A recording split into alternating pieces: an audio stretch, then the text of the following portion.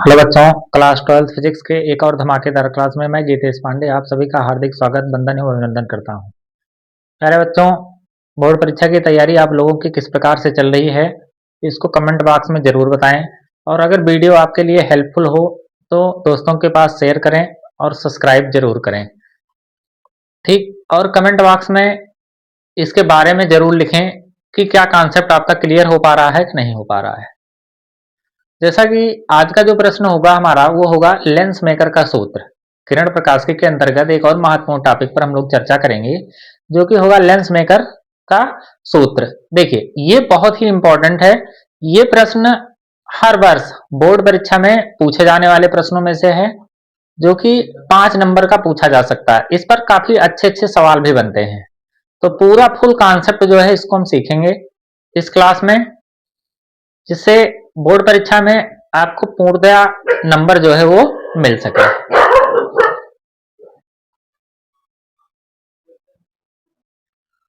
चलिए इसकी शुरुआत करते हैं हम लोग। पहला प्रश्न हमारा होगा वो होगा लेंस मेकर का सूत्र। ठीक, बहुत ही इंपॉर्टेंट टॉपिक है, हर वर्ष ये बोर्ड परीक्षा में पूछा जाता है।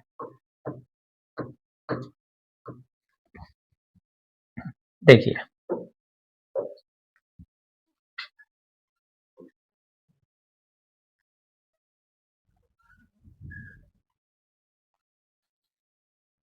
ये हमारा हो गया एक उत्तल लेंस। ठीक,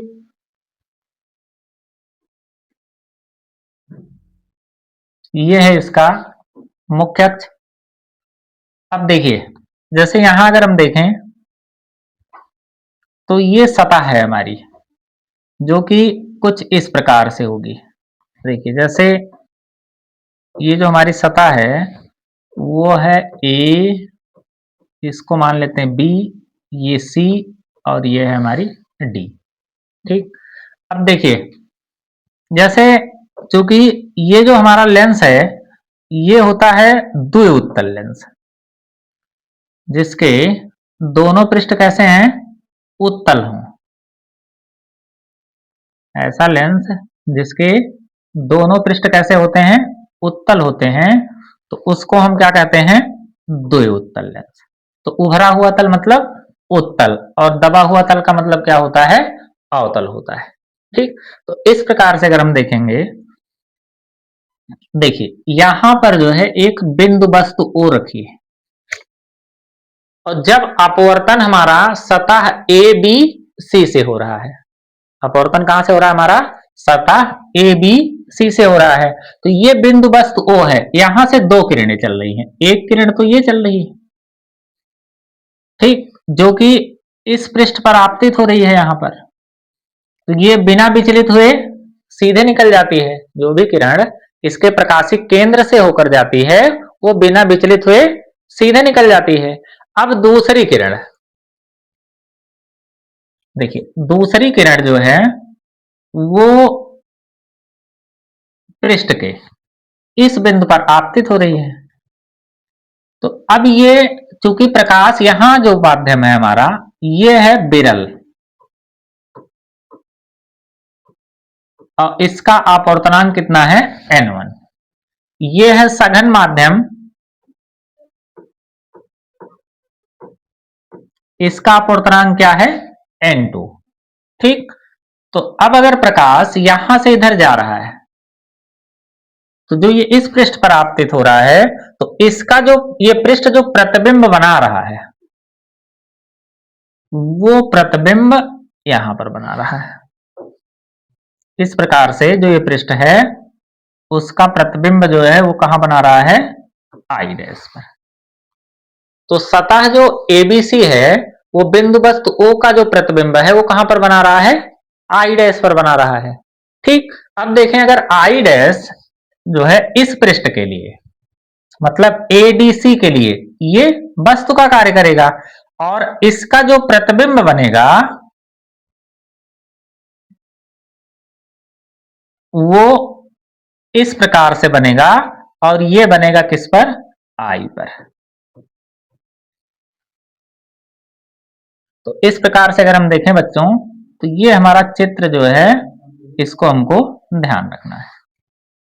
ठीक, फिर से इसको एक बार अगर हम देख लें तो क्या होगा, देखिए एक हमारा ये द्विउत्तल लेंस है, ये बिंदु वस्तु O है, यहां से दो किरणें चल रही, एक किरण ये जो कि इसके प्रकाशिक केंद्र से होकर जा रही है, वो सीधे निकल जा रही है, दूसरी किरण ये जा रही है जो कि इस पृष्ठ पर यहां पर आपतित हो रही है। तो ये जो पृष्ठ है ABC, इसका जो प्रतिबिंब है वो कहां पर बना रहा है, I डैश पर बना रहा है। अब I डैश इस पृष्ठ के लिए, ADC के लिए, इस पृष्ठ के लिए ये इसके सामने आ रहा है, वस्तु का कार्य करेगा, और इसका प्रतिबिंब जो है वो कहां पर बन रहा है, I पर बन रहा है। ठीक, तो सबसे पहले अगर हम देखें इसमें, तो जब हम सतह ABC से अपवर्तन हेतु देखें, सतह ABC से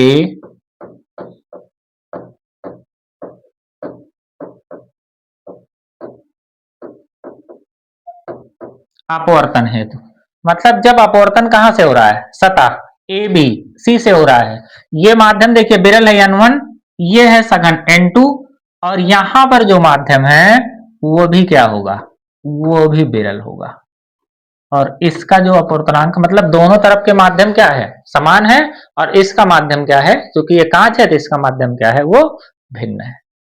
ठीक, अब देखिए सतह अगर ABC से अपवर्तन हेतु देखें तो इसमें देखिए, तो सतह ABC जो है वो बिंदु वस्तु O का, इस बिंदु वस्तु O का प्रतिबिंब कहां पर बना रही है, I डैश पर बना रही है। तो इतना अगर हम लिखें कि सतह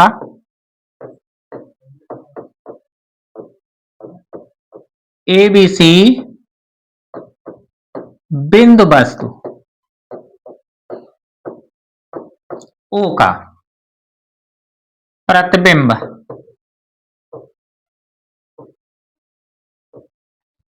सतह ABC बिंदु वस्तु O का प्रतिबिंब I डैश पर बनाता है। तो ये जो सतह है इस बिंदु वस्तु O का प्रतिबिंब कहां पर बना रहा है, ये I डैश पर बना रहा है। तब इस स्थिति में अगर देखेंगे तो N/V -1/U बराबर N-1/R से। ठीक, ये क्या है, ये है गोलीय पृष्ठ से प्रकाश के अपवर्तन के लिए सूत्र। ठीक, अब इसमें अगर हम देखेंगे N/V -1/U बराबर N-1/R। ठीक, अब देखिए चूंकि प्रकाश कहां से जा रहा है, N1 से जा रहा है N2 में, तो जहां जा रहा है उसके अपवर्तनांक को पहले लिखेंगे। ठीक, ये हो गया N2। और अब देखिए जैसे जो ये लेंस है, अगर इस लेंस से ये है वस्तु, तो वस्तु की दूरी जो है वो कितनी है, U, और इसका जो प्रतिबिंब बन रहा है वो बन रहा है कितनी दूरी पर, V डैश पर। ठीक, इस सतह के द्वारा जो प्रतिबिंब बन रहा है वो कहां पर बन रहा है, V डैश दूरी पर, और लास्ट में जो प्रतिबिंब बन रहा है वो बन रहा है V पर। ठीक, तो N/V, तो अब प्रकाश चूंकि जा रहा है N1 से N2 में, तो N1 से N2 में जा रहा है, तो मतलब जिसमें जा रहा है उसको पहले लिखेंगे, तो N2 हो गया अपान V का मतलब अब प्रतिबिंब, तो ये पृष्ठ जो प्रतिबिंब बना रहा है वो कितनी दूरी पर बना रहा है, वो V डैश दूरी पर, तो यहां पर हम क्या लिख देंगे, V डैश लिख देंगे। ठीक, माइनस, अब देखिए कहां से जा रहा है ये, N1 से, तो उसके अपवर्तनांक को यहां लिख दें। वस्तु की दूरी कितनी है, तो वस्तु की दूरी है U। अब ये हो जाएगा N2 माइनस N1 अपान, अब देखिए पहले की त्रिज्या, जैसे ये पृष्ठ अगर देखें तो ये वाला जो पृष्ठ है वो कहीं ना कहीं देखिए, अगर इधर देखेंगे तो इस गोले से इधर अगर बनाएं तो ये पृष्ठ कहीं ना कहीं इस प्रकार के गोले से ये क्या किया गया होगा, काटा गया होगा। अगर इस प्रकार के गोले से ये काटा गया है तो इसका मतलब जो इसकी त्रिज्या होगी वो यहां पर कहीं होगी। तो ये जो त्रिज्या होगी वो कितनी होगी इसकी, इधर, तो पहला पृष्ठ है तो इसकी त्रिज्या r1 होगी, क्योंकि इधर है प्लस, तो इसलिए ये हो गया r1। ये बन गया हमारा समीकरण नंबर 1। आशा करते हैं यहां तक आपको बहुत अच्छे से समझ में आ गया होगा। फिर से एक बार देख लेते हैं। यहां तक देखिए, ये जो हमारा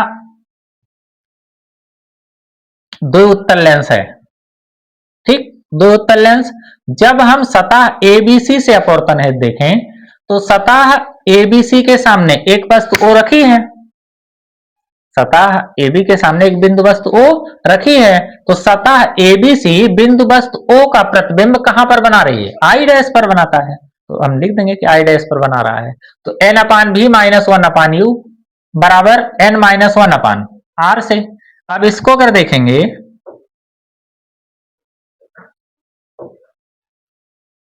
ठीक, अब इसको अगर देखेंगे तो n मतलब, अब यहां जो n लिखा है वो अगर ध्यान से सोचें तो देखिए इसको कैसे लिखते हैं, अगर सवाल भी मिलेगा तो उसको कैसे हम सॉल्व करेंगे। अगर प्रकाश जहां से जा रहा है, ठीक, तो वो n1 माध्यम से जा रहा है, और जहां जा रहा है वो जा रहा है कहां, n2 पर, तो जहां जा रहा है उसके अपवर्तनांक को पहले और जहां से जा रहा है उसके अपवर्तनांक को बाद में लिखते हैं। तो अब n2 अपान v का मतलब, अब प्रतिबिंब कितनी दूरी पर बन रहा है, v डैश, तो v डैश हो गया माइनस n1 अपान u हो गया, क्योंकि दूरी कितनी है u बराबर, अब देखिए n2 माइनस n1 अपान कितना हो जाएगा, r1। ठीक, ये हो गया हमारा। अब देखिए, अब अगर सतह ADC से अपवर्तन है, सतह ADC से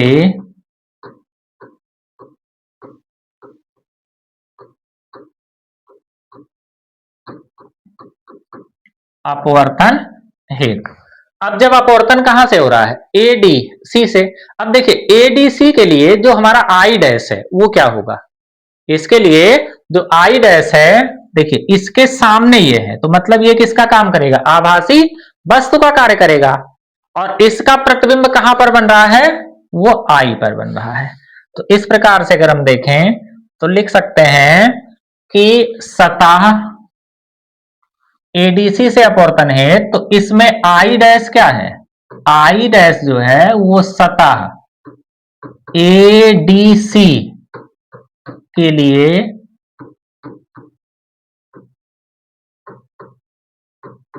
आभासी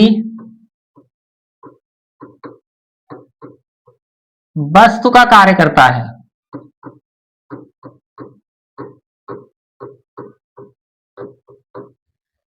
ठीक, ये किसका कार्य कर रहा है, आभासी वस्तु का कार्य कर रहा है, और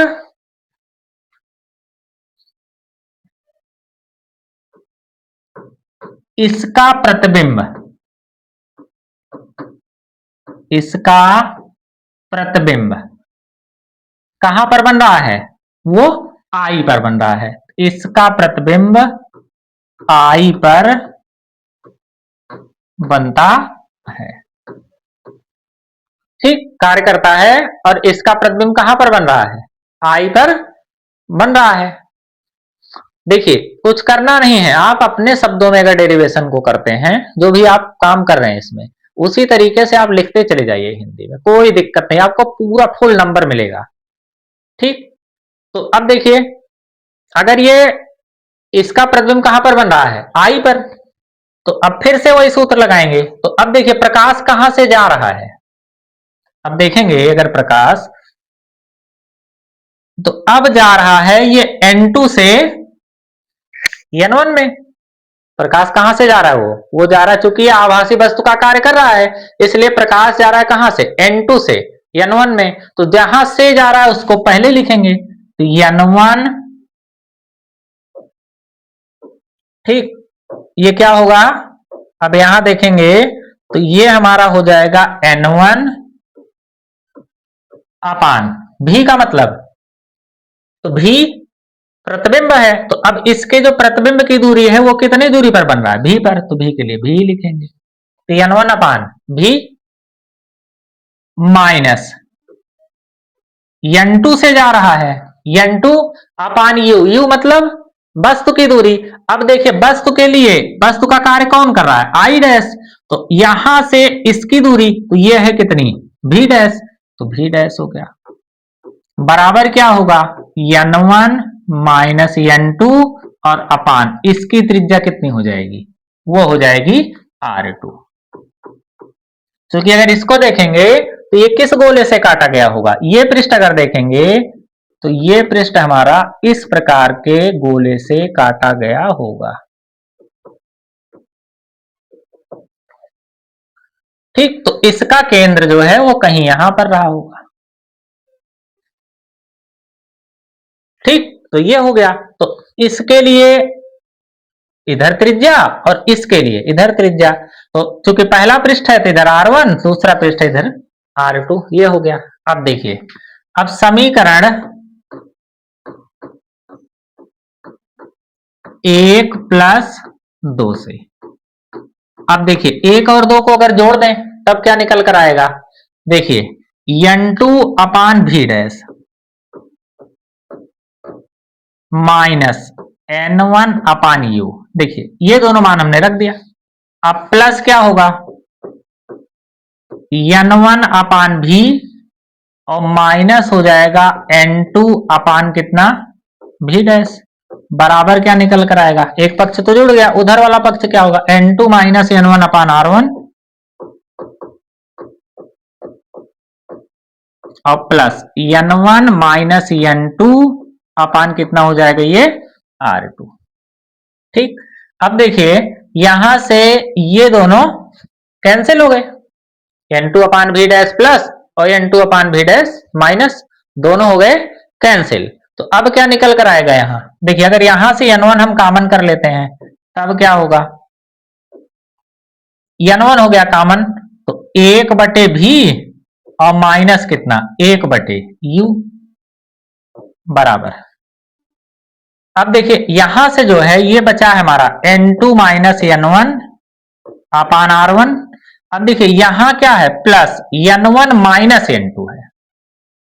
ठीक, यहां क्या होगा, अगर इसको हम फिर से लिख देते हैं, थोड़ा नहीं दे रहा होगा आपको,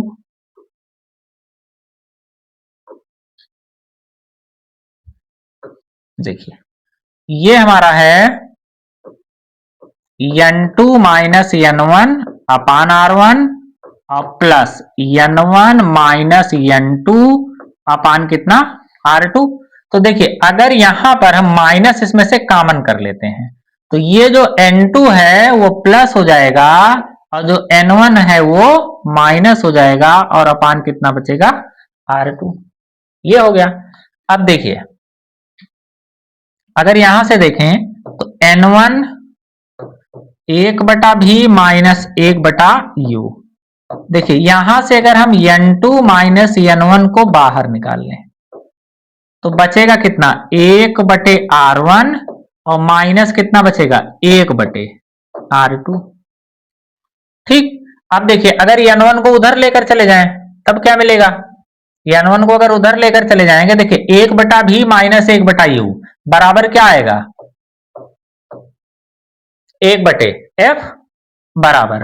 अब n1 जब उधर जाएगा तो n2/n1 हो जाएगा, तो n2/n1 मतलब n और माइनस n1/n1 मतलब 1 हो जाएगा ये, और 1/r1 माइनस 1/r2। ठीक, तो यही हमारा क्या हो गया। अब देखिए तो ये जो हमको सूत्र प्राप्त हुआ है यही हमारा क्या है, ये है लेंस मेकर का सूत्र। तो एक बहुत ही इंपॉर्टेंट सूत्र हमको ये प्राप्त हो गया।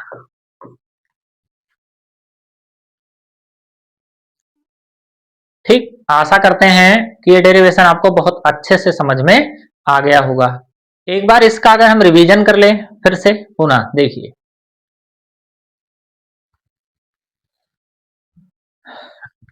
जब सतह ABC से अपवर्तन हेतु देखेंगे, तो सतह एबीसी से जब अपवर्तन हेतु देखेंगे तो एबीसी के लिए ये क्या है, ये है बस, ठीक। और इसका जो प्रतिबिंब बन रहा है वो आई डैश पर बन रहा है, तो देखिए इतना हम लिख देंगे, बन रहा है n upon v minus one upon u बराबर N minus one upon r से। देखिए प्रकाश जहां जा रहा है उसके अपवर्तनांक को पहले, जहां से जा रहा है उसके अपवर्तनांक को बाद में लिखते हैं। तो चूंकि यहां से दूरी भी डैश है, यहां से दूरी यू है, तो ये रख दिया हमने। और इसकी त्रिज्या कितनी होगी, पहला पृष्ठ है, पहले की त्रिज्या r1, एक समीकरण बन गया। अब देखिए अगर सतह एडीसी से अपवर्तन हेतु देखें तो एडीसी के लिए अगर देखेंगे तो आई डैश किसका काम करेगा, ये वस्तु का कार्य करता है, क्योंकि इसके क्या है ये सामने, और इसका प्रतिबिंब कहां पर बन रहा है, आई पर बन रहा है, तो यही लिख देंगे।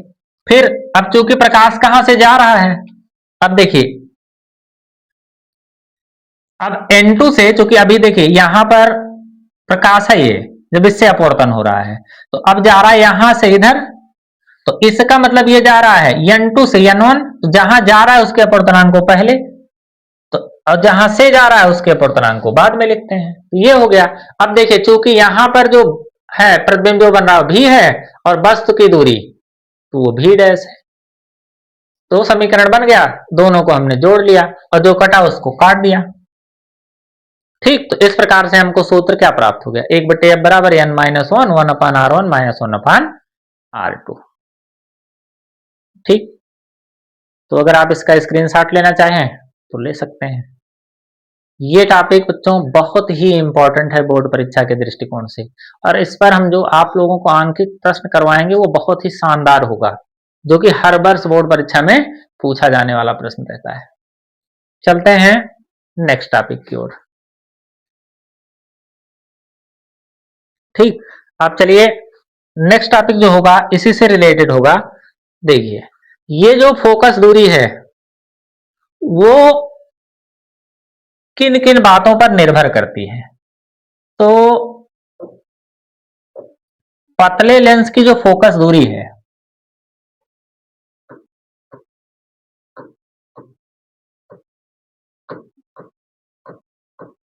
पतले लेंस की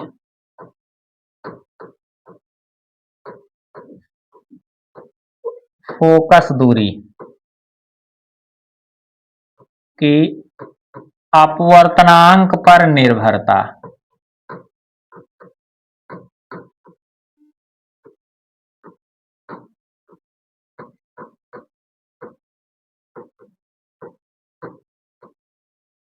तो जो हमारे पतले लेंस की फोकस दूरी है वो अपवर्तनांक पर किस प्रकार से निर्भर करती है। यहां से बहुत अच्छे अच्छे सवाल बनते हैं, तो बहुत इंपॉर्टेंट होने वाला है ये कॉन्सेप्ट।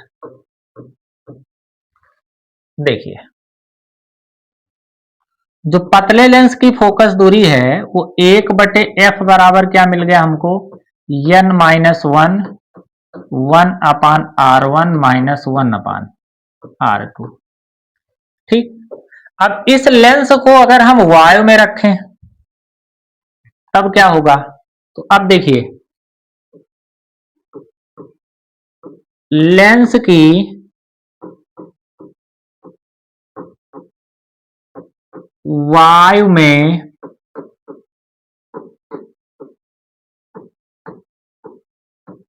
फोकस दूरी, तो वायु में अगर इसको रखेंगे तो वन अपान एफ ए बराबर क्या होगा। अब देखिए फोकस दूरी कहां, एयर हवा वायु में, तो एक बटे एफ ए से इसको प्रदर्शित करेंगे, तो एक बटे एफ ए बराबर क्या हो जाएगा। अब यहां वायु के सापेक्ष, क्योंकि लेंस है कांच है, तो वायु के सापेक्ष कांच का अपवर्तनांक क्या होता है, तो वो होता है ए एन जी और माइनस का वन, और one upon R one minus one upon R two, तो ये हो गई लेंस की वाई में फोकस दूरी, ठीक। आगे चलते हैं। अब इसी लेंस को अगर हम द्रव में डुबा दें तब,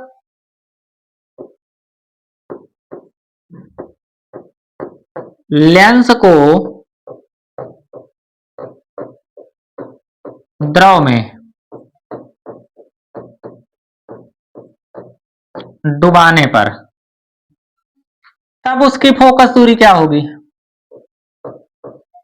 तो 1/, कितना हो जाएगा? FW। तो यहां पर जो ANG है उसके स्थान पर क्या हो जाएगा बच्चों? ये हो जाएगा WNG -1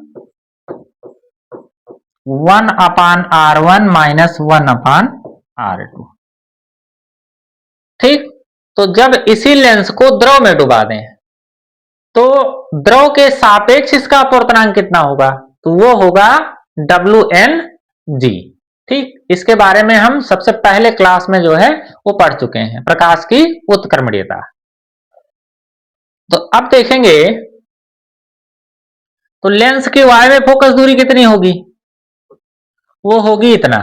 और लेंस को द्रव में डुबाने पर उसकी फोकस दूरी कुछ इस प्रकार से हो जाएगी। ठीक।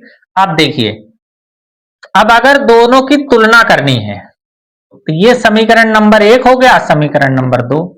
कभी कभार सवाल ऐसे भी पूछ लेता है, वाय में फोकस दूरी आपको निकालनी है तो इस प्रकार से, द्रव में फोकस दूरी निकालनी है तो इस प्रकार से निकालेंगे। अब अगर दोनों की तुलना करनी है, तुलना करने का मतलब क्या है कि अगर इसको वायु में रखते हैं तब फोकस दूरी, और जब इसको द्रव में डुबा देते हैं तो इसकी फोकस दूरी पर क्या प्रभाव पड़ेगा। तो आप अगर इसके प्रभाव की तरफ चलते हैं तो यहां देखिए, अब 1/FA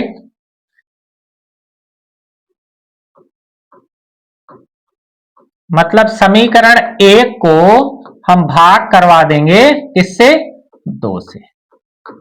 तो अब अगर भाग करवाएं तब क्या निकल कर आएगा? देखिए, जब भाग करवाएंगे तो 1/FA हो जाएगा ये, और ये हो जाएगा 1/FW बराबर। अब यहां पर ANG -1 होगा,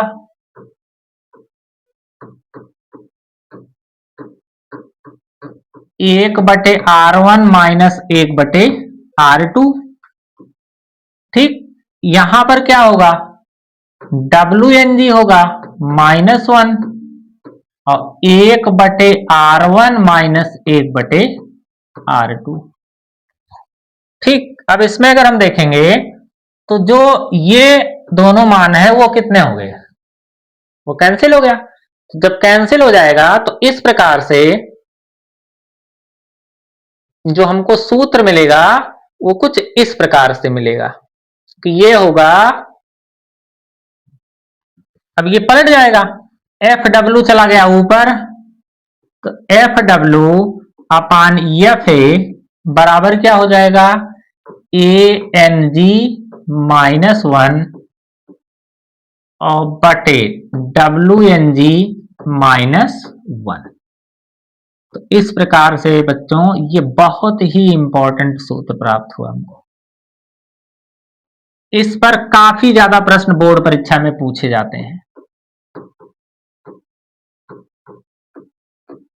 जब लेंस को वायु में रखा गया है तब उसकी फोकस दूरी, और जब उसको द्रव में डुबा दिया गया है तब उसकी फोकस दूरी कितनी हो जाएगी। आपको क्या कहेगा? आपको देगा, कहेगा कि लेंस की वायु में फोकस दूरी दे देगा और कह देगा कि इसे जो है 1.67 या 1.8 ऐसे कुछ दे देगा कि अपवर्तनांक में द्रव में डुबाने पर इसकी फोकस दूरी पर क्या प्रभाव पड़ेगा या इसकी फोकस दूरी कितने गुना हो जाएगी।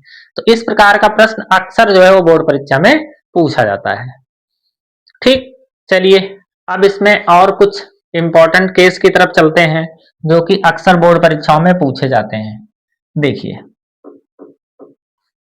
जैसे अब यहां पर अगर देखें तो ये हमारा जो FW अपान कितना है? FA बराबर क्या हो जाएगा? ये होगा ANG -1 अपान, अब देखिए WNG को क्या लिख सकते हैं? ANG और बटे क्या लिख सकते हैं? ANW और माइनस कितना? 1। चूंकि WNG बराबर क्या होता है, अगर यहां देखें तो जो कि बच्चों जो WNG होता है, WNG बराबर होता है ANG और बटे होता है ANW। पहले क्लास में आप लोगों को हमने जो है ये प्रश्न ऑलरेडी पढ़ाया हुआ है। चलिए देखिए, ये जो WNG बराबर क्या लिख सकते हैं, हम इतना लिख सकते हैं। अब इसको अगर सॉल्व करें तो हमको और क्या मिलेगा, यहां देखिए ये मिलेगा ANG-1 अपान, ये देखिए ये होगा ANG माइनस बटे 1 करेंगे, यहां चला जाएगा तो ये होगा ANW, और ये पलट के ऊपर चला जाएगा तो ये हो जाएगा ANW। ठीक, अब देखिए इसमें हमको, अगर हम पहले केस की बात करें, कंडीशन नंबर फर्स्ट, ठीक, केस नंबर फर्स्ट बहुत इंपॉर्टेंट होने वाला है। यहां से एक एक नंबर के काफी ज्यादा प्रश्न पूछे जा सकते हैं। ठीक, अब देखिए होगा क्या केस नंबर फर्स्ट में, अगर देखिए यहां ANG is greater then ANW, इसका मतलब क्या है, जो वायु के सापेक्ष जो कांच का अपवर्तनांक है वो वायु के सापेक्ष द्रव के अपवर्तनांक से क्या है, ज्यादा है। इसका मतलब क्या है कि जिस लेंस को डुबाया जा रहा है उस लेंस का अपवर्तनांक ज्यादा है और जिसमें डुबाया जा रहा है उसका अपवर्तनांक कम है। मतलब लेंस को उससे कम अपवर्तनांक वाले जब द्रव में डुबाया जा रहा है तब क्या होगा। अब देखिए जब उससे कम अपवर्तनांक वाले द्रव में डुबाया जाएगा तो देखिए ये जो ANG का मान हमेशा क्या होगा, ये पॉजिटिव होगा, मतलब ये एक से ज्यादा ही होगा, क्योंकि जो एक मान होता है वो किसका होता है, वो होता है वायु का जो अपवर्तनांक है वो एक होता है। तो अगर कांच है तो कांच चूंकि सघन माध्यम होगा तो वायु से तो सघन ही होगा कांच, तो इसका मतलब उसका अपवर्तनांक क्या होगा, ज्यादा होगा, मतलब 1.5 अक्सर लिखा मिलेगा आपको। तो अगर 1.5 यहाँ है, सपोज करते हैं, तो 1.5 में से एक घटाएंगे तो 0.5 पॉजिटिव में मिलेगा। ANW अपवर्तनांक निगेटिव होगा नहीं, तो अर्थात यहां देखें तो कुल मिला के ये ऊपर वाला मान जो है वो पॉजिटिव ही होगा। ठीक, अब देखिए अगर ये इससे बड़ा है, अगर देखिए ये जो मान है वो इससे क्या है, देखिए चूंकि ग्रेटर देन है, बड़ा है, तो ऐसी स्थिति में क्या होगा, अगर ये इससे बड़ा है तो अगर ये 3 है, ये मान लीजिए 1 है, तो 3 में से 1 गया 2, तब तो पॉजिटिव मिलेगा ना।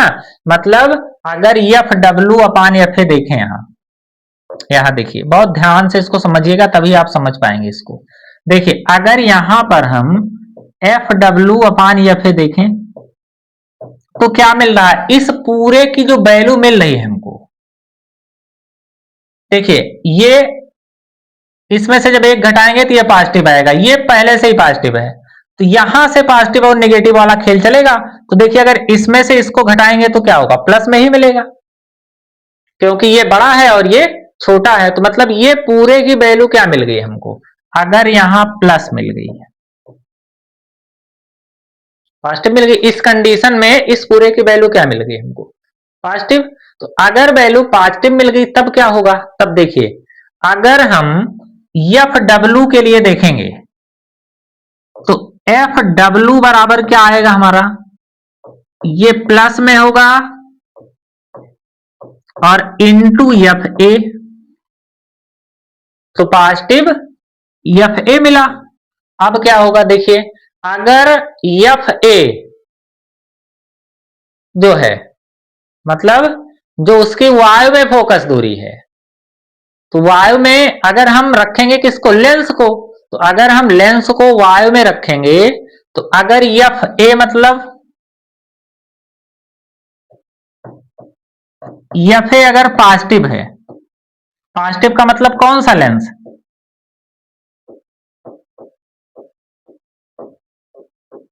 अगर ये उत्तल लेंस है, FA कैसा है, अगर उत्तल लेंस है मतलब जिसको हम डुबा रहे हैं वो अगर कौन सा लेंस है, उत्तल है, तो FW का मान क्या मिलेगा।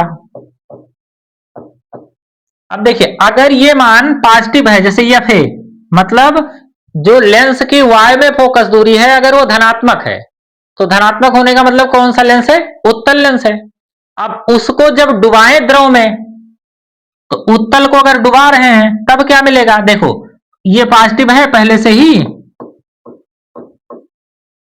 और चूंकि एफ ए किसमें है, अभी ये पॉजिटिव में है, तो इसको भी पॉजिटिव लिख देंगे, तो एफ डब्ल्यू भी क्या मिला, पॉजिटिव मिल गया ना।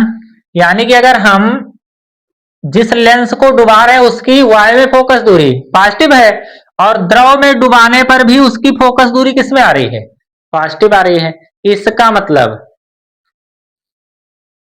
यहां से हमको क्या समझ में आ रहा है, अगर इसका मतलब देखेंगे, तो इसका मतलब हमको क्या मिल रहा है कि अगर हम उत्तल को डुबा रहे हैं तो क्या मिल रहा है हमको, उत्तल उत्तल को डुबा रहे हैं तो क्या मिल रहा है, उत्तल मिल रहा है। अब देखिए अगर एफ एक ऐसा है, मतलब अगर हम अवतल को डुबाएं, एफ ए क्या है, निगेटिव, निगेटिव मतलब अवतल लेंस, तो एफ डब्ल्यू क्या मिलेगा, एफ डब्ल्यू बराबर क्या मिलेगा, देखिए पॉजिटिव और इंटू एफ ए, तो पॉजिटिव ये है और एफ ए का मतलब निगेटिव, तो एफ डब्ल्यू भी क्या मिल गया, निगेटिव मिल गया। मतलब अगर उत्तल को डुबा रहे हैं तो उत्तल प्राप्त हो रहा है, अवतल को डुबा रहे हैं तो अवतल ही प्राप्त हो रहा है, मतलब वो अवतल लेंस की भांति व्यवहार कर रहा है। देखिए उत्तल को जब डुबा रहे हैं तो किसकी भांति व्यवहार कर रहा है, उत्तल, अवतल को जब डुबा रहे हैं तो किसकी भांति व्यवहार कर रहा है, अवतल की भांति। तो इस प्रकार से अगर देखें तो इस स्थिति में जिस भी लेंस को डुबा रहे हैं वो लेंस उसी की भांति व्यवहार कर रहा है। मतलब ऐसी स्थिति में अगर देखेंगे तो हमको एक बात ये समझ में आ रही है कि यदि, बहुत इंपॉर्टेंट पॉइंट है, देखिए ये प्रश्न ऐसे ही मिलेगा, यदि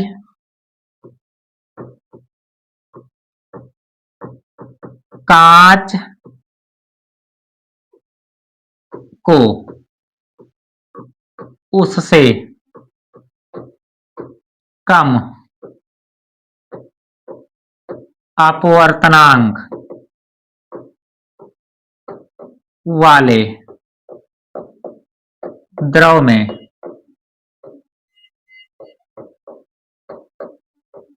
डुबाते हैं तो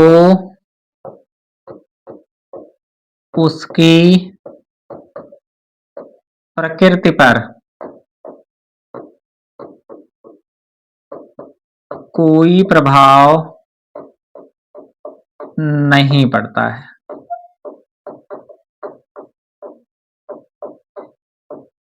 ठीक, इस प्रकार से क्या प्रश्न पूछेगा इसमें, यहां से देखिए ये बहुत इंपॉर्टेंट लाइन है, यहां से आपको ध्यान रखना पड़ेगा, यदि लेंस को उससे कम अपवर्तनांक वाले द्रव में डुबाएं तो उसकी प्रकृति पर कोई प्रभाव नहीं पड़ता है। मतलब अगर उत्तल को डुबाएंगे तो क्या मिलेगा, उत्तल, और अवतल को डुबा रहे हैं तो अवतल। कैसे प्राप्त हो रहा है, हमने आपको पूरा फुल कॉन्सेप्ट के साथ इसको पढ़ाया। ठीक, और बाकी आपको जो है ये प्रश्न YouTube चैनल पर बहुत ही कम मिलेगा, या आपके जो अध्यापक स्कूल में जो पढ़ाने वाले हैं वो भी आपको इस तरीके से कॉन्सेप्ट जो है बहुत रेयर कंडीशन में आपको क्लियर मिलेगा। नहीं तो अक्सर ये लिखा दिया जाता है प्रश्न और बच्चों को रटा दिया जाता है, तो यहाँ रटने वाली व्यवस्था बिल्कुल नहीं है। आप जब सीख कर जाएंगे तभी आप सवालों को और प्रश्नों को अच्छे से कर पाएंगे। ठीक, अब देखिए, अब आगे अगर चलें यहां से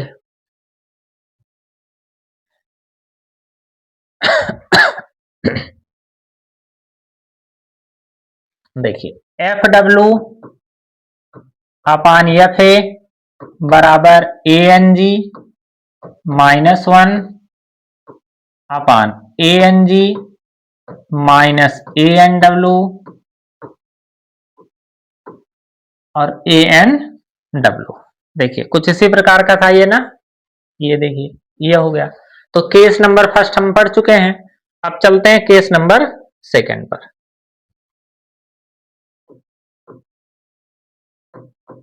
केस नंबर सेकंड।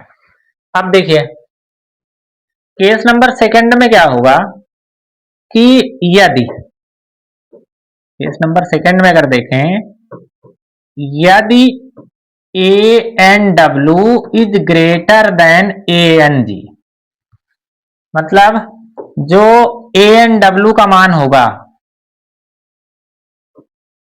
ये जो ए एन डब्ल्यू है वो अगर ए एन जी से ज्यादा, मतलब इसका मान इससे ज्यादा है, तो अब जिस लेंस को किस में डुबाया जा रहा है, अगर लेंस को हम जल में डुबा रहे हैं तो जिस जल में डुबा रहे हैं उसका अपवर्तनांक उस लेंस के अपवर्तनांक से ज्यादा है, तब क्या होगा। देखिए ये पूरी वैल्यू तो पॉजिटिव ही मिलेगी।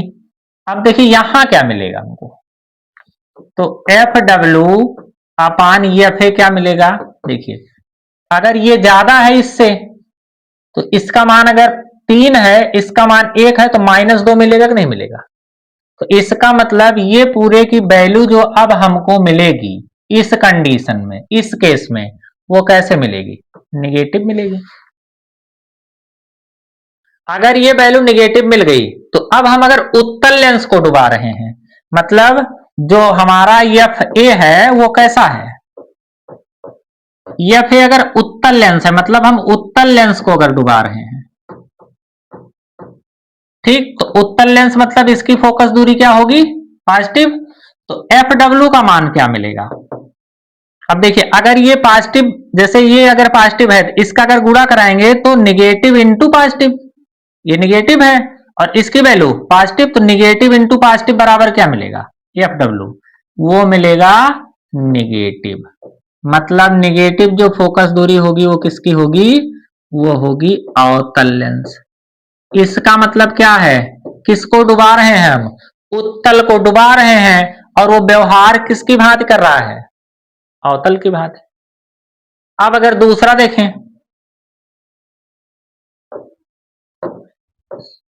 अगर हमारा एफ ए कैसा है, अगर ये अवतल है, अवतल का मतलब अगर ये निगेटिव है, क्योंकि अवतल लेंस की फोकस दूरी कैसे होती है, माइनस में होती है, तो अगर ये निगेटिव है तो एफ डब्ल्यू कैसा होगा। देखिए ये अगर निगेटिव है तो माइनस, ये जब इधर जाएगा तो माइनस इंटू माइनस क्या हो जाएगा, प्लस। प्लस का मतलब क्या हो जाएगा, ये कौन सा लेंस, ये हो जाएगा उत्तल लेंस। तो इस प्रकार से अगर देखें तो उत्तल को डुबा रहे हैं तो क्या मिल रहा है, अवतल, और अवतल को डुबा रहे हैं तो क्या मिल रहा है, उत्तल। तो इस प्रकार से हमको क्या यहां से समझ में आया कि नोट करने वाला पॉइंट क्या मिला हमको, कि यदि कांच को उससे अधिक अपवर्तनांक, उससे अधिक अपवर्तनांक वाले द्रव में डुबाते हैं तो उसकी प्रकृति बदल जाती है। ये बहुत इंपॉर्टेंट लाइन है, इसको ध्यान रखना है आपको। ठीक, कहेगा प्रश्न, यदि लेंस को उससे अधिक अपवर्तनांक वाले द्रव में डुबाएं तो उसकी प्रकृति पर क्या प्रभाव पड़ेगा, तो क्या होगा, उसकी प्रकृति जो है वो क्या होती है, वो बदल जाती है। ठीक, ये केस नंबर 2 था। अब देखिए केस नंबर 3 में अगर हम चले आए, केस नंबर थर्ड, थर्ड में क्या होगा, यदि ए एन जी बराबर ए एन डब्ल्यू, मतलब जो लेंस डुबाया जा रहा है उसका अपवर्तनांक जो है वो द्रव के अपवर्तनांक के क्या हो, बराबर हो। तो ऐसी स्थिति में क्या होगा, जब ये दोनों बराबर हो जाएंगे तो यहां पर आ जाएगा 0, तो F W upon F A क्या मिलेगा, अगर इस पूरे को इस पूरी संख्या को जब 0 से भाग देंगे तो क्या आ जाएगा? अनंत। तो इसका मतलब अनंत जो है फोकस दूरी किसकी होती है? वो होती है समतल प्लेट की। अर्थात यहां से हमको क्या पॉइंट मिलेगा नोट करने वाला कि यदि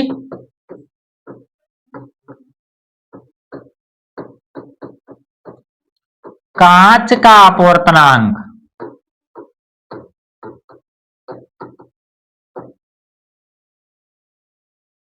या यदि कांच को ऐसे लिख दें, यदि कांच को उसके बराबर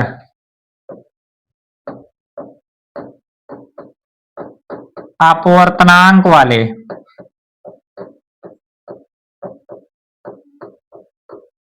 द्रव में उससे बराबर अपवर्तनांक वाले द्रव में डुबाते हैं तो वह समतल प्लेट की भांति व्यवहार करता है। ठीक, तो अब यहां बच्चों ये बात ध्यान रखनी है कि यदि कांच को उसके बराबर अपवर्तनांक वाले द्रव में डुबाते हैं तो वह समतल प्लेट की भांति क्या करता है? व्यवहार करता है। तो इस प्रकार से प्यारे बच्चों बहुत ही शानदार तरीके से हमने इस टॉपिक को कवर किया। यहां से अक्सर प्रश्न जो है वो निश्चित तौर पर बोर्ड परीक्षा में पूछे जाते हैं। लेंस मेकर का सूत्र आप देखेंगे किसी भी क्वेश्चन बैंक या मॉडल पेपर में अगर देखेंगे तो अक्सर आपको पूछा गया ये मिलेगा। ठीक, तो क्लास आपको कैसा लगा कमेंट बॉक्स में जरूर बताएं। नेक्स्ट क्लास में हम लोग एक और इम्पोर्टेंट टॉपिक पर डिस्कस करेंगे जो कि होगा संपर्क में रखे दो लेंसों की संयुक्त फोकस दूरी के लिए सूत्र। तो अगर आपको क्लास अच्छा लगा हो तो कमेंट बॉक्स में जरूर बताएं। चैनल को लाइक शेयर और सब्सक्राइब जरूर करें। तो आज के लिए इतना ही, धन्यवाद।